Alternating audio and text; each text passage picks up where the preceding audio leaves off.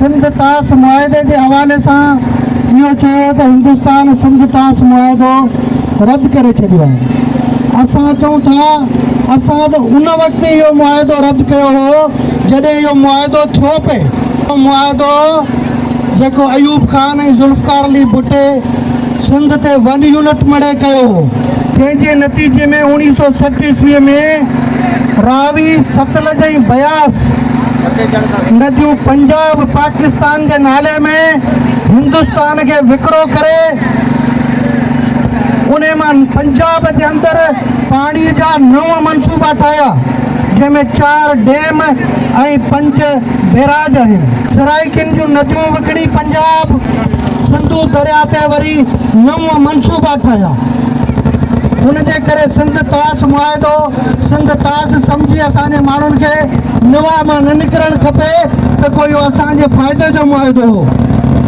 असांजो जेको पंजाब सां 1.5 सदीअ जे झेड़े जो मुआदो हो उहो अंग्रेज़ दौर में 1945 में पाणीअ जी जेका तक़सीम थी अंग्रेज़नि अभ्यास करायो, दुनिया जे बैन अल-अक़वामी कानूननि मुताबिक़ ज़मीनी हक़ीक़तुनि मुताबिक़ जजनि जूं कमीशनूं विहारे 1945 जो मुआदो अंग्रेज़नि सिंध ऐं पंजाब में तय करायो, जंहिंमें सिंध ऐं पंजाब धुर आहिनि।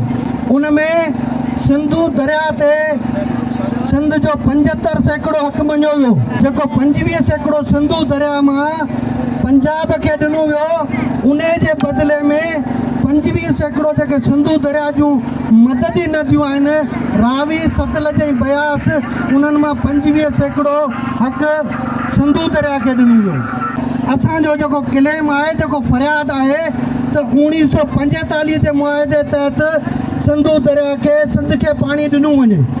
उन मुआदे में इहो लिखियलु आहे त समुंड खां वठी सखर वारी पुल ताईं दरिया में एतिरो पाणी छॾणु ज़रूरी आहे जो जहाज़रानी थी सघे, ॿेड़ियुनि जे ज़रिए सामूंडी जहाज़नि जे ज़रिए सखर खां वठी समुंड ताईं जहाज़रानी थी सघे।